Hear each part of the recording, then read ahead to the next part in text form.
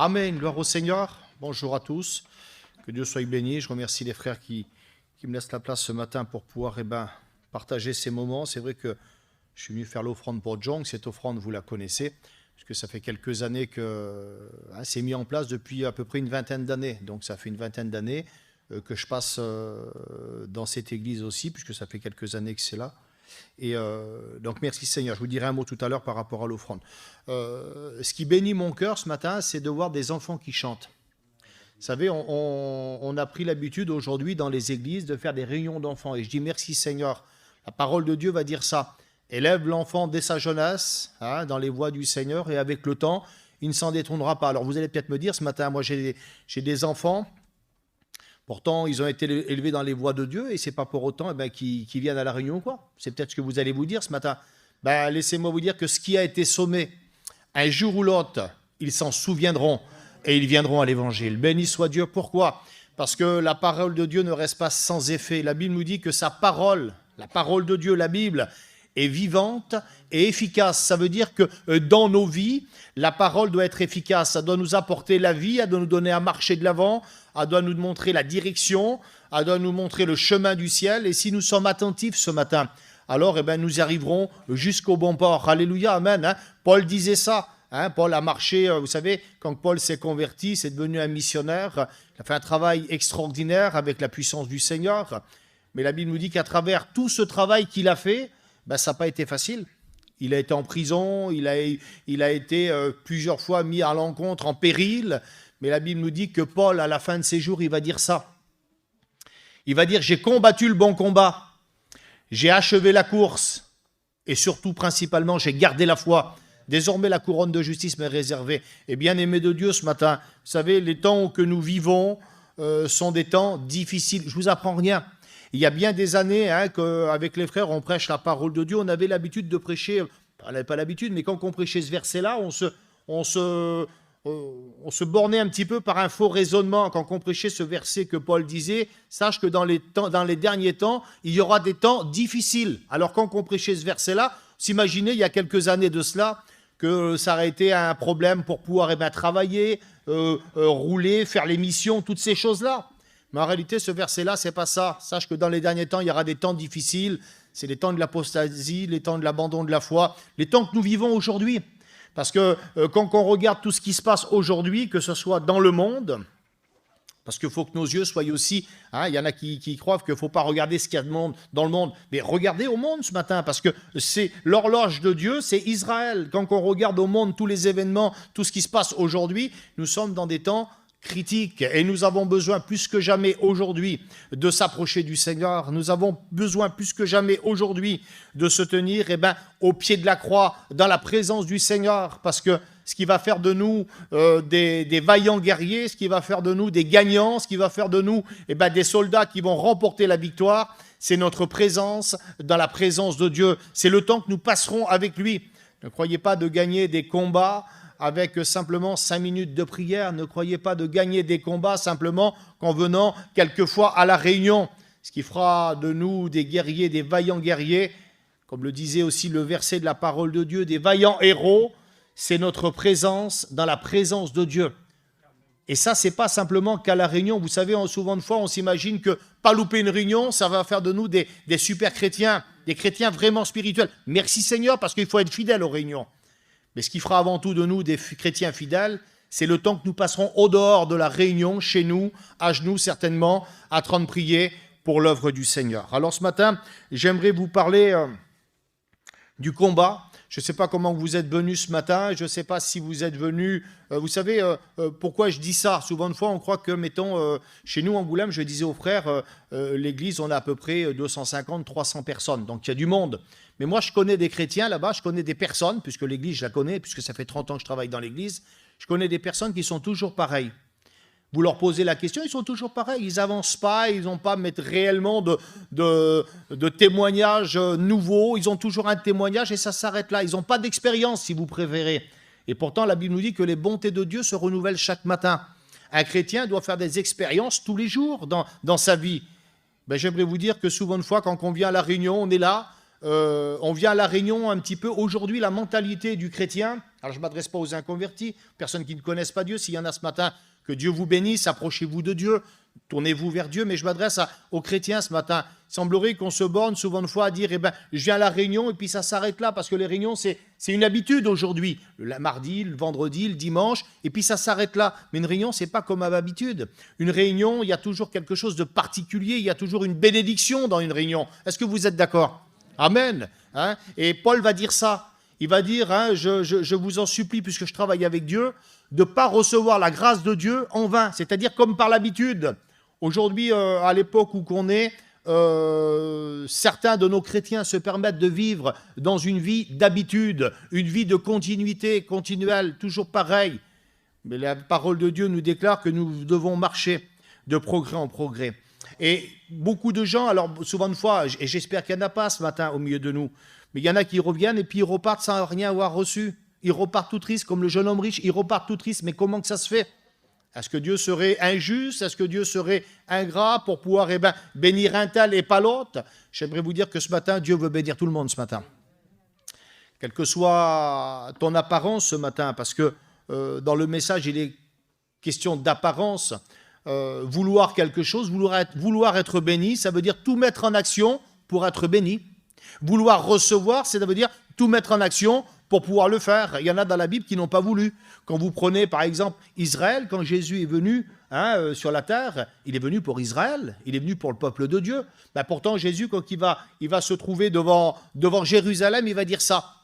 Il va dire, vous le lirez chez vous, ça se trouve, si je ne me trompe pas, l'évangile de Luc, au chapitre 13 et verset 34, je crois. Il va dire ça, Jérusalem, Jérusalem, combien de fois, toi qui tues les prophètes, qui lapides ce que je t'ai envoyé, combien de fois j'ai voulu te rassembler sous mes ailes, combien de fois j'ai voulu te protéger, te mettre autour de moi. Et le verset va dire, tu ne l'as pas voulu. Ça veut dire qu'il y en a qui ne veulent pas, souvent de fois. On vient, c'est pas parce qu'on est à la réunion, souvent de fois, qu'on veut réellement venir à la réunion, parce que c'est dimanche, souvent de fois. Mais il ne faut pas que ça soit une habitude comme ça. Il faut dire, je viens à la réunion parce que vraiment j'ai besoin de toi.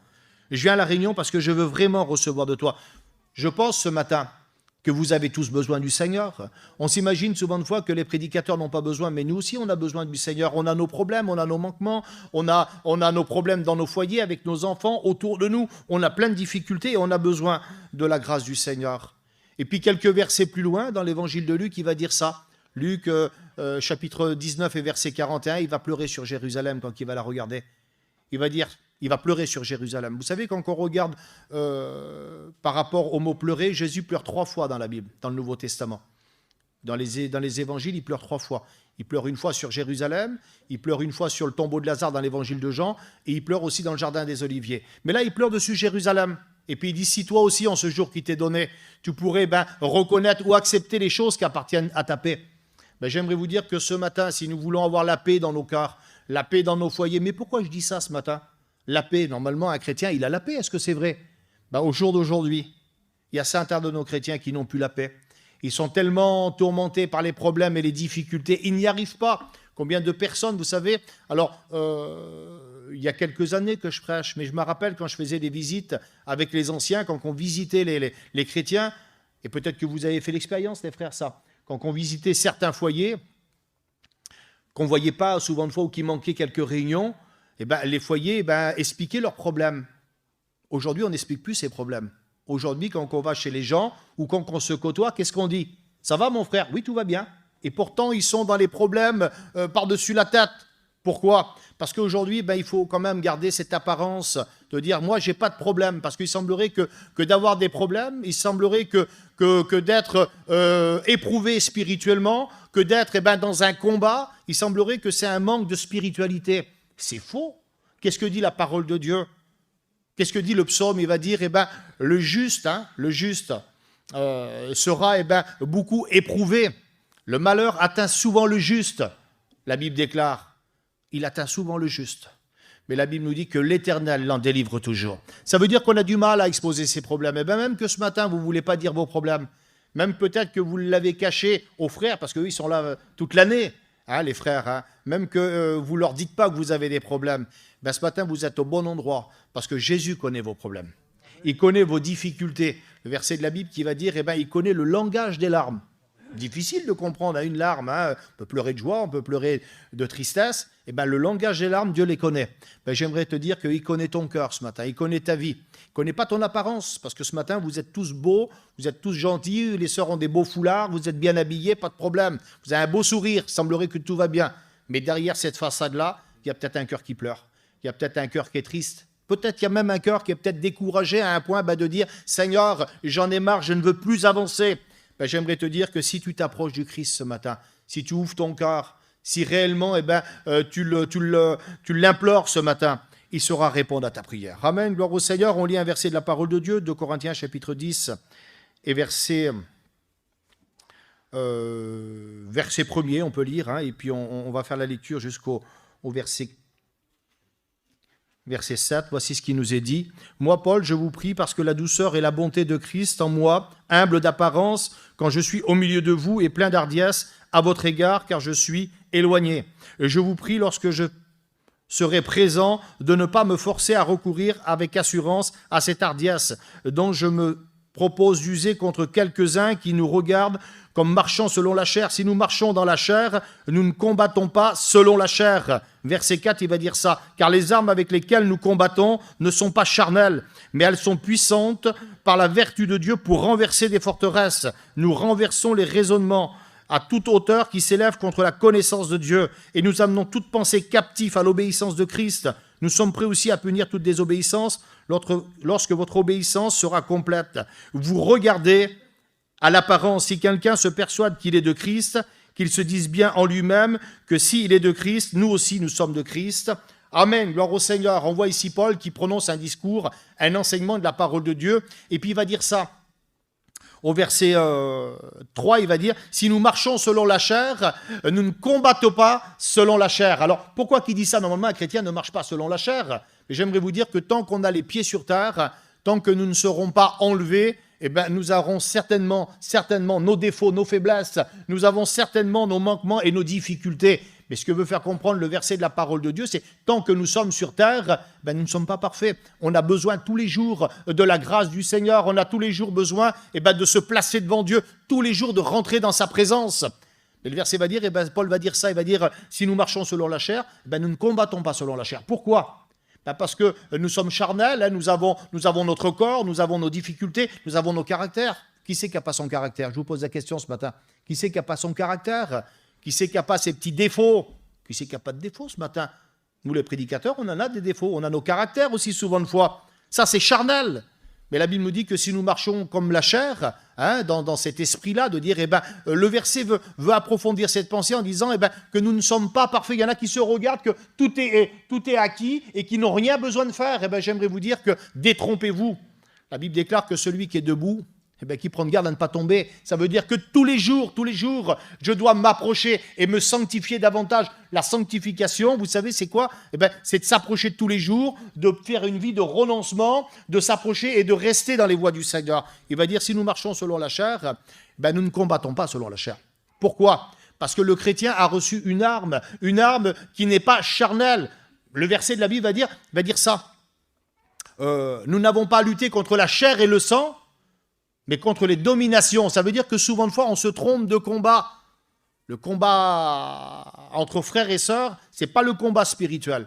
Le combat, alors, excusez-moi des frères, il n'y en a pas ce matin au milieu de nous, mais le combat entre prédicateurs, ce n'est pas un combat spirituel.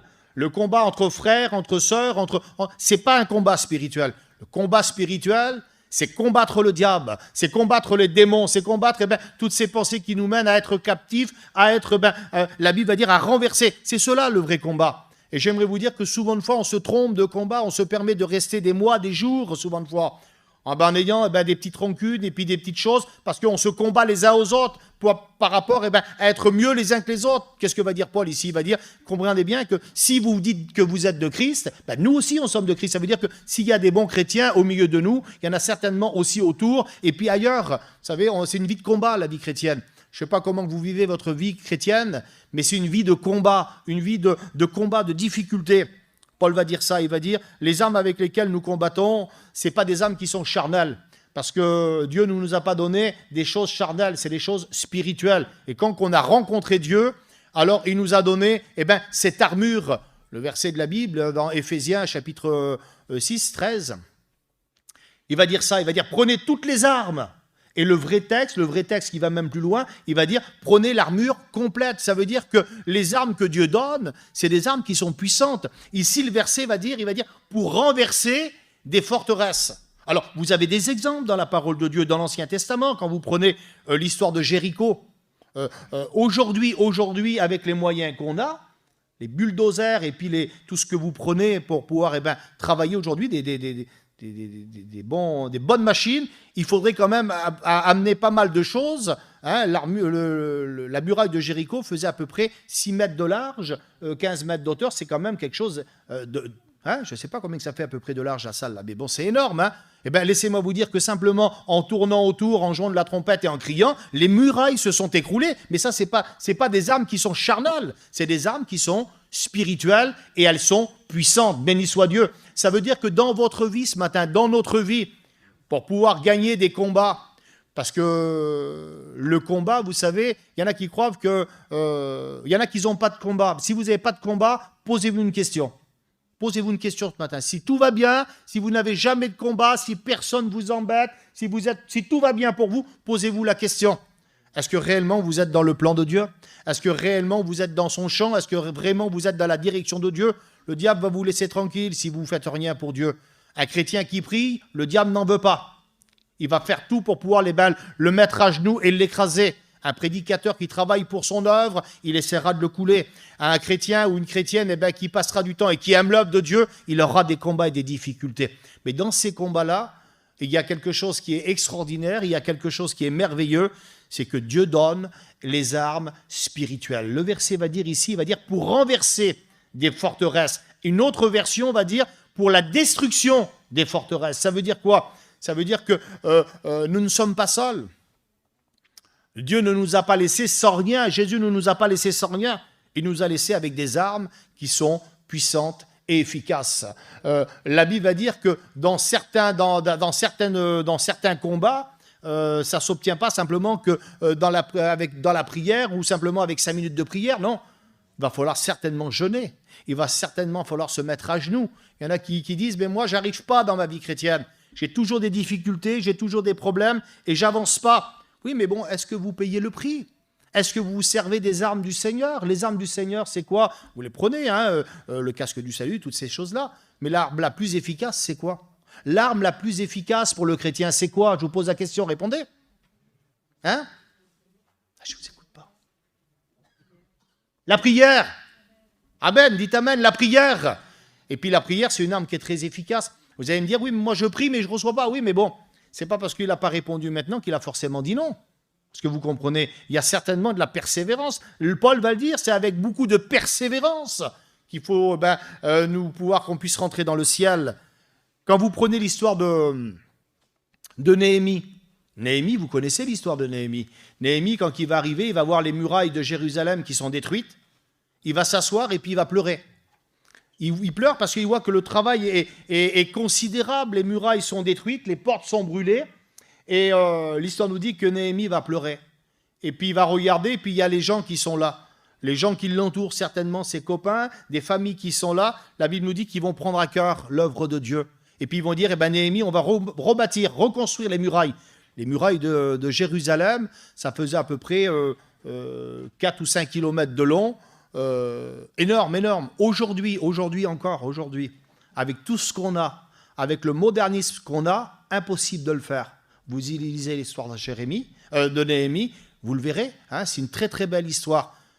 Néhémie va commencer à travailler, il y a 7 ruses, 7 oppositions pour pouvoir reconstruire. Il y a la ruse, il y a la moquerie, puis vous lirez chez vous, il y a plein de choses, c'est pas tellement ça le but du message. Mais Néhémie va dire ça. Il va regarder le peuple, il va dire, combattez pour vos fils, pour vos filles, pour vos femmes, combattez pour vos maisons.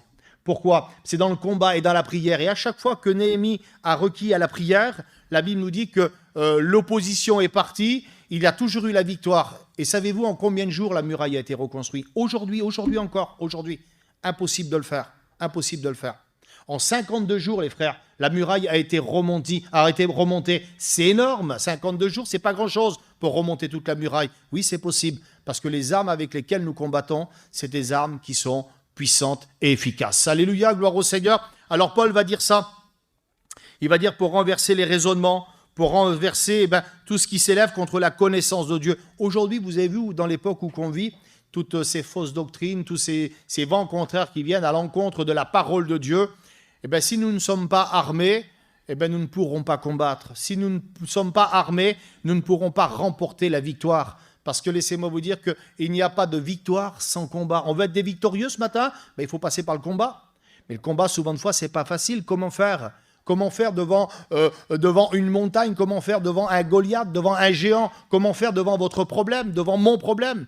Parce que souvent de fois, on s'imagine que nos problèmes sont plus importants que les autres, mais chacun a ses problèmes, et son problème est toujours plus important que le problème des autres. Est-ce que vous comprenez ? Mon problème à moi, ça sera certainement, je vais dire à moi-même, les autres ne passent pas par là, donc mon problème est plus important. Il va dire, c'est notre propre combat. Chacun a son combat personnel. Est-ce que vous avez déjà remporté des victoires ? Je vous pose des questions ce matin. Oui ? Qui c'est qui a remporté des victoires dans ces combats ? Levez la main, ouais. Merci Seigneur. Béni soit Dieu, il y en a plein. Pourquoi ? Parce que l'arme avec laquelle nous combattons, c'est une arme puissante. Prenez David. David, quand vous lisez l'histoire dans Samuel, la Bible nous dit que quand Samuel vient, il va vouloir choisir ses rois. La Bible nous dit que qu'est-ce que va dire l'Éternel ? On peut le lire, hein ? Ça se trouve dans le livre de Samuel. Il va dire ça. L'Éternel dit à Samuel, ne prends point garde à son apparence et à la hauteur de sa taille, car je l'ai rejeté. L'Éternel ne considère pas ce que l'homme considère. L'homme regarde à ce qui frappe les yeux, mais l'Éternel regarde au cœur. Amen. Ça veut dire qu'il regarde nos cœurs ce matin. Il ne regarde pas la taille, hein, si nous sommes capables dans le monde, hein, des hommes. Il faut se méfier des petits des fois. Il faut se méfier. Hein. Mais bon, quand on est costaud, tout ça, c'est plus imposant, c'est une apparence. Mais là, la Bible va dire, l'Éternel va parler à Samuel, il va dire, quand tu verras les garçons, regarde pas l'apparence. Regarde pas sa taille, ni à sa hauteur, sa carrure. Ne regarde pas ça. C'est pas ça que je regarde, moi. C'est le cœur. C'est la sincérité du cœur. Ça veut dire que ce matin, Dieu regarde nos cœurs, s'ils sont sincères, si réellement je veux m'en sortir, si réellement je veux combattre, si réellement je veux gagner. La Bible nous dit que quand Samuel va porter les yeux sur David, l'Éternel va lui dire, c'est lui. Il va l'oindre. Et la Bible nous dit que dès l'instant qu'il est oint, dès l'instant que Samuel l'a oint d'huile, la Bible nous dit qu'il va être affronté devant un combat. Il sait que ses frères sont dans un combat. Il y a Goliath qui méprise l'armée d'Israël. Goliath, je ne vais pas vous faire un cours sur Goliath, mais selon les écrits, il fait à peu près 3 mètres d'auteur. C'est quand même imposant. Hein, et c'est quand même imposant. La Bible nous dit que l'armée d'Israël, pas un homme, hein, mais l'armée tremblait devant Goliath. Et la Bible nous dit que quand David va aller visiter ses frères ne sont pas tellement contents, mais enfin David va les visiter parce qu'il apporte du pain à ses frères, il apporte quelque chose de bon pour qu'ils puissent se nourrir. La Bible nous dit que quand il va voir Goliath, c'est une chose impressionnante, hein. Notre combat à nous, les problèmes que nous vivons, souvent de fois, c'est des montagnes. On se dit, on ne pourra pas y arriver. Moi, ça m'est arrivé, ça. Dire, je m'en sortirai pas là. Ce coup-ci, c'est vraiment compliqué, vraiment dur, je m'en sortirai pas. Peut-être que c'est ce que disait l'armée d'Israël. Mais ce que dit un homme, c'est pas ce que dit Dieu. Les choses, les pensées des hommes ne sont pas les pensées de Dieu. Ce matin, Dieu voudrait te donner la victoire à une condition, c'est que tu lui fasses confiance. Qu'est-ce que fait David ? David, il va aller chez lui. Saül va lui donner son armure. Il va lui dire, tiens, mets ça. Alors, la Bible ne dit pas qu'elle est trop grande pour lui. Elle ne dit pas ça. La Bible dit qu'il est embarrassé avec. L'armure du monde, c'est une armure qui va nous embarrasser. Les choses du monde vont nous embarrasser. Paul va dire ça. Hein, il va dire qu'il ne faut pas se laisser embarrasser par les choses du monde. Il faut se dépouiller, au contraire, des choses du monde. Verset de la Bible va dire ça. Hein, un soldat ne s'embarrasse pas des affaires de la vie s'il veut plaire à celui qui l'a enrôlé. S'il veut gagner la bataille, ne s'embarrasse pas avec les affaires de la vie. Le petit bagage qu'on porte sur le dos, hein, un cœur, c'est pas gros. Ça fait 300-400 grammes. Combien de choses, souvent de fois, qui sont dans nos cœurs ? Des choses qui n'ont pas besoin d'y être. Des choses qui sont des choses du monde. Hein, toutes ces petites choses, ces petits trucs qu'il y a dans le monde et qui nous embarrassent et qui nous empêchent de pouvoir gagner. La Bible nous dit que l'armure, ça ne lui convient pas. Il va tout simplement prendre sa petite fronde. Mais avant d'aller au combat, qu'est-ce qu'il fait? Vous connaissez l'histoire de David? Qu'est-ce qu'il fait, David? Je vous pose la question. Alors? Je vois des sœurs qui murmurent. Allez-y les sœurs, parce que les frères, je crois, je ne sais pas s'ils la connaissent, l'histoire de David. Je plaisante. Alors, qu'est-ce qu'il fait, David? Allez les frères, répondez les sœurs. Hein? Il va au torrent. Et qu'est-ce qu'il fait? Hein? Très bien. Souvent de fois, on se trompe, on dit, il prend 5 pierres dans le torrent. Non. Le verset de la Bible va dire ça. Il choisit 5 pierres. Alors, le torrent, le torrent, il n'est pas ici. Hein. Pas comme ça, parce que s'il serait là, on prend 5 pierres. Mais il est là, le torrent. Et la Bible dit qu'il se met à genoux devant le torrent et qu'il choisit 5 pierres. Quand on choisit quelque chose, on ne le choisit pas comme ça. Alors, il y en a qui choisissent leur... Alors, par expérience, parce qu'on règle souvent de fois des problèmes pour les jeunes et puis tout. Et mise en garde par rapport à la jeunesse ce matin, s'il y en a. Il y en a qui choisissent le fiancé comme ça. 2 temps, 3 mouvements, 4 coups de téléphone, ça y est, je l'aime, je me marie. Quelle erreur, quelle erreur. On ne choisit pas en 2 temps, 3 mouvements, est-ce que vous comprenez? Là, David, il n'a pas choisi. La Bible dit que c'est un torrent. Donc, un torrent, ce n'est pas un étang. C'est pas un étang.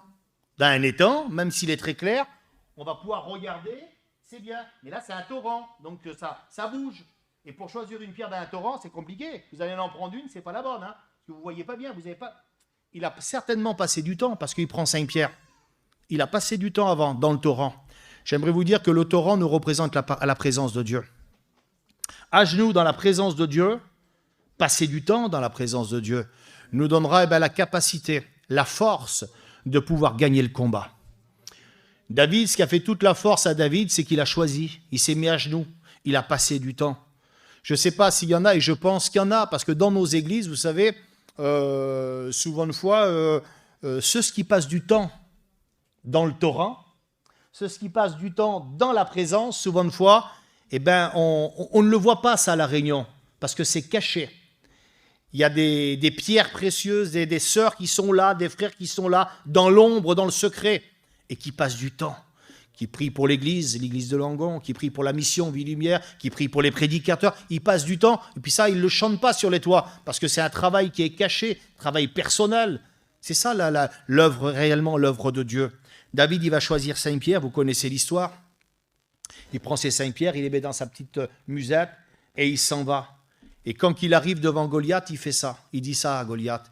Il dit, parce que Goliath, il a quoi? Il a une armure, il a un bouclier. Bouclier qui fait je ne sais pas combien. Hein. Il y avait un frère qui avait marqué, puis qui avait fait une petite étude là-dessus sur l'armure, le poids de la lance, tout ça. Énorme, énorme, énorme, énorme. Mais il a un gros bouclier, il a tout. Puis David, il arrive, lui. David, lui, pourtant, c'est pas un petit risamène, mais David, il vient, lui. Et puis, qu'est-ce qu'il a, David, dans sa main? Il a un bâton et il a sa fronde. Et puis, Goliath, il dit ça. Il dit, suis-je un chien, moi, pour qu'on vienne avec un bâton? Oui, mais ce qu'il ne sait pas, Goliath, c'est que c'est peut-être un petit homme. Ce qu'il ne sait pas, Goliath, c'est vrai qu'il est blond, il a les yeux bleus. Il n'a pas grand-chose, il a une petite fronde, il a un bâton, un petit bâton dans sa main. Il doit rigoler, Goliath. Mais ce qu'il ne sait pas, Goliath, c'est que David, là, c'est pas n'importe qui. C'est vrai que c'est un petit homme conçu de chair.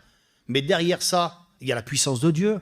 Derrière ça, c'est un homme de Dieu. La Bible va dire ça, que David, quand il le regarde, il dit, tu viens peut-être avec ta lance, ton javelot, mais dis-moi, moi, David, je viens au nom de l'Éternel. Et c'est beaucoup plus fort quand on vient au nom de l'Éternel. Vous savez, si Goliath avait un bouclier peut-être qui était énorme, la Bible nous dit ça. Vous lirez chez vous, Genèse chapitre 15.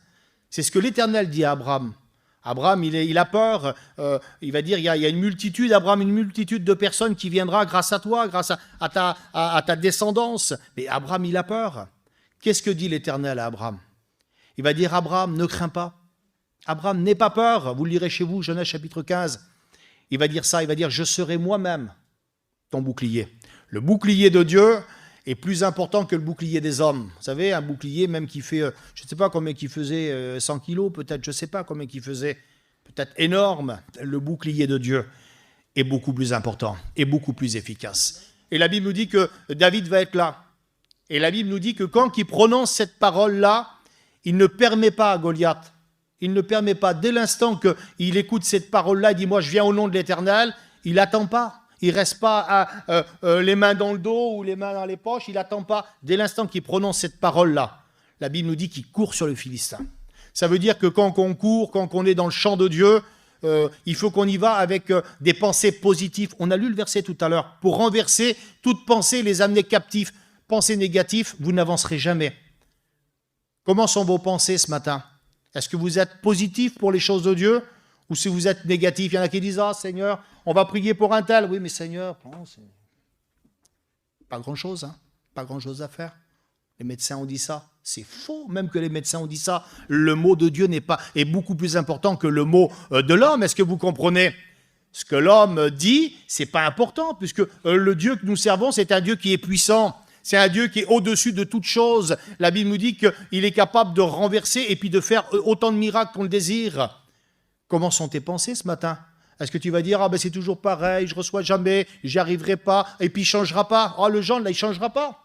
Il ne changera pas, il est toujours pareil. » Ou la belle-fille, c'est pareil, elle ne changera pas, les enfants, ils ne changeront pas. Pas rien, toujours négatif. Avec du négatif, on ne construit pas. Pour construire, on construit avec du positif. Il faut être comment dire ce matin, il faut être enthousiaste, il faut partir positif, dire oui, je vais gagner, je vais remporter la victoire. David, c'est ce qu'il fait. La Bible nous dit qu'il court sur le Philistin. Et quand il court sur le Philistin, il prend sa petite fronde. L'armure de Goliath cache tout son corps. Une seule partie de son corps n'est pas cachée, c'est au niveau du front. La Bible nous dit qu'avec une seule pierre, pas dit avec un rocher, hein, la pierre, je ne pense pas qu'elle devait être grosse. Je ne pense pas qu'elle va être grosse, parce que pour la lancer avec la fronde, je ne pense pas qu'elle va être grosse. Mais avec une seule pierre, si l'armée d'Israël, avec tous les moyens qu'ils avaient, leurs lances, leurs chars, leurs chevaux, qui n'ont pas pu le défier ou le tuer, la Bible nous dit que David, avec une petite pierre et sa fronde, a terrassé Goliath. Imaginez-vous, il l'a terrassé. Pourquoi? Parce que c'est la direction de Dieu. Parce que la pierre, là, elle va avec la direction de Dieu. Derrière la pierre, il y a la main de Dieu. Derrière la pierre, il y a l'action puissante du Saint-Esprit. J'aimerais vous dire que derrière ça, ce matin, Dieu voudrait bénir. Dieu voudrait vous donner la victoire ce matin. Vous savez, quand que David a terrassé Goliath, la Bible nous dit ça. Encore 5 minutes. La Bible nous dit ça. Il va vers Goliath, il prend la lance du Philistin et il lui coupe la tête. Symbole, ça y est, c'est fini, j'ai gagné, on n'en parle plus, on passe à autre chose. J'aimerais vous dire qu'il faudrait peut-être terminer ce combat ce matin. Je vous dis ça aussi ce matin, quand même. Hein. Même que le combat est gagné ce matin et que vous passez à autre chose, demain, il y aura un autre combat. Ça, c'est sûr et certain, il y aura un autre combat. Mais si vous êtes aussi persévérant, si vous êtes aussi spirituel, si vous vous tenez devant le torrent, alors vous remporterez aussi encore ce combat. Béni soit Dieu. La vie chrétienne, c'est une vie de combat. La Bible nous dit que David va y couper la tête. Il passe à autre chose. Ton combat, peut-être que ça fait des mois que ça dure. Il y a des sœurs, vous savez, il y a des sœurs qui ont passé peut-être la moitié de leur vie à prier pour leur mari parce que leur mari n'est pas chrétien. Mari qui n'est pas chrétien, c'est pas facile. Une femme qui n'est pas chrétienne, c'est pas facile. Vous arrivez chez vous et puis la figure à 6 heures, minimum, toujours jamais contente. Le mari qui rentre et puis qu'il a bu, puis ça va jamais. Est-ce que vous comprenez? Je vous donne ce petit témoignage. Il y a une sœur, quand on a commencé l'œuvre à Poitiers, il y a quelques années de cela, il y a une sœur qui venait à La Réunion. Et puis cette sœur-là, son mari n'était pas chrétien, loin de là. Des gens très connus, très compliqués, avec une vie du monde. Et puis cette sœur venait à La Réunion. Et puis a dit, c'est compliqué pour moi de venir à La Réunion, mon mari n'est pas chrétien, il boit, et puis voilà, il n'est pas content, ça ne lui plaît pas les choses de Dieu. Tu es catholique. Et puis on lui a corrigé cette femme, on lui disait à cette sœur, persévère, fais confiance au Seigneur, le Seigneur est capable de faire. A dit, à chaque fois que je rentre chez moi, soit il me met une dérouillée, ou alors soit c'est la guerre pendant 3-4 jours. A dit, j'en peux plus. Bon, on l'encourageait. Puis un jour, elle est venue à La Réunion, puis elle a dit, les frères, c'est terminé, je ne viens plus à La Réunion. Elle a dit, j'en peux plus. Elle avait baissé les bras. Elle était dans le combat spirituel, elle avait baissé les bras, elle était terrassée. La Bible nous dit que si le juste tombe 7 fois, la Bible nous dit qu'il le relèvera 7 fois. Et cette femme-là, cette sœur-là, elle était vraiment, vraiment découragée. On l'a encouragée, elle est partie chez elle, et quand elle est arrivée chez elle, elle a dit ça à son mari. Bien sûr, elle s'est fait engueuler, elle a certainement pris sa dérouillée, certainement. Et elle a dit à son mari, ben, toi tu viendras à Dieu par un malheur, par un problème. Et puis quelques jours ont passé, il y a eu un grave accident chez eux. Il a perdu son gendre, ce foyer a perdu son gendre d'un garçon de 17-18 ans, avec sa fille qui était dans le coma, un petit bébé de 4 ans qui est décédé aussi avec. Hein, du côté de Perpignan, ça s'est passé. Et puis le frère Nono était sur Perpignan, donc il a pu aller prier pour la femme à l'hôpital. Elle était dans le coma. Et entre-temps, la semaine, aussitôt que ça s'est passé, ils ont fait rapatrier en vous respectant les corps à Poitiers. Et il fallait aller vers ces gens-là, des inconvertis, très compliqués. La femme nous avait expliqué que c'était un homme très compliqué. Mais comment faire? Il faut bien y aller. Comment faire? On prêche l'évangile, on commençait juste là-bas, les frères. Et donc on y est allé. Et quand on est allé, le terrain de Stom, là c'est un terrain un peu en pente comme ça, une petite descente comme ça, puis avec un chalet devant comme ça. Mais bon, on voit bien le chalet puis le petit avancé qui était un peu fermé comme ça sur le côté. Et puis dessous cette avancée-là, en vous respectant, il y avait les deux cercueils, le cercueil du garçon et le petit cercueil blanc. Et Stom, il avait un tabouret là, et puis il était assis à côté. Puis il attendait. Puis une tension là quand on arrivait avec les frères, c'est compliqué. Et puis on était en haut comme ça, on parlait avec les gens, on parlait avec quelques chrétiens qui étaient venus pour soutenir. Puis Stom, il nous voit là. Et puis il nous dit, il nous fait signe de descendre. Donc on descend avec les frères, on était 3 frères. Il y avait le frère Bimbo, pour ceux qui l'ont connu, qui est parti auprès du Seigneur. Et cet homme-là, il commence à nous parler, il dit, vous voulez un café? Alors, dans ces situations-là, vous dites oui à tout. Hein. Il dit oui, un café. Bon. Il nous fait rentrer dans le chalet, il nous fait asseoir, et puis il dit à sa femme, elle nous fait un café. Et sa femme nous regardait un peu, voulant dire, doucement, pas trop, mettons, parler, parce qu'il n'en voulait pas de l'évangile. Hein. Et puis cet homme-là, il a dit ça. Est-ce que vous croyez, parce que vous êtes prédicateur, est-ce que vous croyez que Dieu peut me pardonner? Qu'est-ce que vous aurez dit, vous? Vous aurez dit oui. Et il y a un garçon, frère Bimbo était toujours en avant, lui. Il dit, oui, mon frère, Dieu peut te pardonner. Alors quand il a dit ça, l'homme, il s'est levé. Il a dit, Dieu peut me pardonner. Alors il dit, écoute, il dit, tu dis ça, mais tu ne sais pas ce que j'ai fait. Alors on était surpris, puis le garçon était surpris, on était surpris. Il dit, je vais vous dire ce que j'ai fait, et vous me répondrez après. Une vie, prenait, coupait les doigts, il faisait des misères aux vieux, enfin bon, plein de choses, mais des choses qui vous font redresser les cheveux. Et une fois qu'il a eu fini de parler, on lui a dit ça. Oui, Dieu peut te pardonner. Et quand on lui a dit cette parole-là, il n'a pas fallu des jours. Hein. Il n'a pas fallu qu'il vienne à La Réunion pour se convertir. À ce moment-là, dans ce petit chalet, à travers cette parole-là, cet homme-là, il s'est converti totalement, c'est devenu un homme de Dieu. Il est parti auprès du Seigneur après. Mais rien qu'à travers ça, j'aimerais vous dire que Dieu connaît tout et Dieu est capable de faire à l'infini. Notre combat à nous, le combat de cette sœur, il a fallu du temps.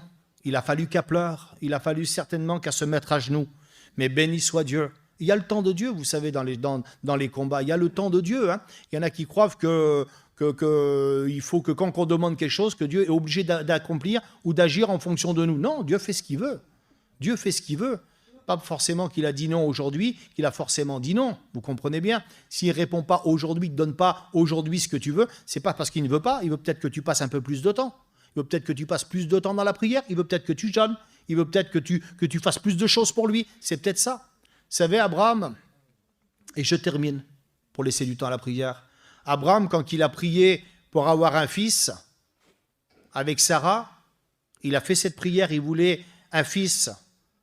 Combien de temps après sa prière a été exaucée? Allez-y pour voir que j'écoute. Hein? Petit frère devant là peut-être. 25 ans après. Vous imaginez? Abraham prie, 25 ans après, sa prière est exaucée. 25 ans après. Oui, mais ce qui a permis à Abraham de continuer à marcher, c'est le seul homme dans la Bible qui est appelé l'ami de Dieu. 25 ans après, sa prière est exaucée.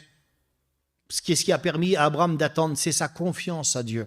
C'est sa confiance avec Dieu. Il savait que Dieu le bénirait. Il n'a pas cherché à savoir quand, mais il savait que Dieu le bénirait. Quand il amène son fils au sacrifice, 15 ou 17 ans après, qu'il amène son fils en sacrifice, quand Dieu dit « Donne-moi ton fils en sacrifice ». Pourquoi qu'Abraham monte la montagne? Pourquoi qu'Abraham ne discute pas avec Dieu? Il ne parle pas avec Dieu. Dieu, l'Éternel, lui dit « Monte sur la montagne, donne-moi ton fils en sacrifice ». Abraham ne discute pas avec Dieu. On aurait certainement discuté, nous. On a certainement parlé avec Dieu, dire « Mais comment que ça se fait? Tu me donnes un fils, maintenant tu veux le reprendre ?» On aurait certainement fait ça. Mais Abraham ne le fait pas. Pourquoi? Parce qu'il a confiance en Dieu. Quand il monte la montagne, Il dit à son fils, quand Isaac lui dit ça, « Père, on a le bois, on a le feu, on a tout ce qu'il faut, mais où est l'agneau ?» Abraham lui dit ça, Dieu se pourvoira. Dieu le fera, Dieu donnera, il n'y a pas de problème. Dieu ne nous laissera jamais dans la misère. Vous comprenez bien, si demain on continue à pleurer, c'est parce que, souvent une fois, parce qu'on ne prend pas et on ne saisit pas l'aide du Seigneur. Alors, si David a pu remporter la victoire grâce qu'il a passé du temps devant le torrent, j'aimerais vous encourager ce matin. Je pense qu'il y en a certainement au milieu de nous. Moi, j'en ai des problèmes et des difficultés. J'en ai par-dessus la tête, j'aime autant vous dire. Mais souvent de fois, des fois même on se dit, Seigneur, à cause des problèmes, c'est compliqué pour l'œuvre du Seigneur. Oui, mais si on s'occupe de l'œuvre de Dieu, Dieu s'occupe de nos problèmes. Si on s'occupe des choses de Dieu avant tout, Dieu s'occupe de nos problèmes. Dieu bénit après, à un moment donné. J'aimerais vous encourager ce matin. Peut-être qu'il y a des sœurs ce matin qui sont peut-être et qui ne le disent pas et que ça ne se fait pas voir. Qui pleurent peut-être le soir. Vous savez, il y a des choses souvent de fois qu'on fait, qu'on combat. Même le mari à côté de nous, il ne le sait pas. Ou la femme à côté de nous, elle ne sait pas tout. Hein. On a des choses dans notre cœur, c'est personnel. Hein. J'aimerais vous dire que Dieu voudrait t'encourager ce matin. Dieu voudrait t'aider ce matin. Te dire, fais-moi confiance ce matin. Passe plus de temps. Vous savez, je disais ça à une église. Combien possède la Bible? Si je devrais faire lever la main ce matin, peut-être que tout le monde leverait la main. À quelques exceptions, mais une majorité leverait la main. D'ailleurs, Langon, là-bas, sur, je ne sais pas, il y a 150 personnes, ils ont tous la Bible. Oui, mais je disais ça à l'église. Posséder la Bible, c'est bien, mais alors maintenant, je vous pose une autre question. Qui c'est qui la lit? Très compliqué. Très peu la lisent. La lecture de la parole, la mise à part, le temps de prière, le temps de consécration pour Dieu. Nous voulons remporter des victoires, payons le prix. Nous voulons remporter des victoires, sachons passer du temps, plus de temps dans la prière. Essayons de payer le maximum pour Dieu. Vous savez, les choses spirituelles, ça paye pour Dieu. Plus on sera consacré, plus il agira dans nos vies. Alléluia, gloire au Seigneur, on prie le Seigneur. Je veux glorifier ton nom, Seigneur. Te dire merci pour ta parole. C'est vrai que souvent de fois, le combat est compliqué, le combat est difficile. Mais Paul nous l'enseigne.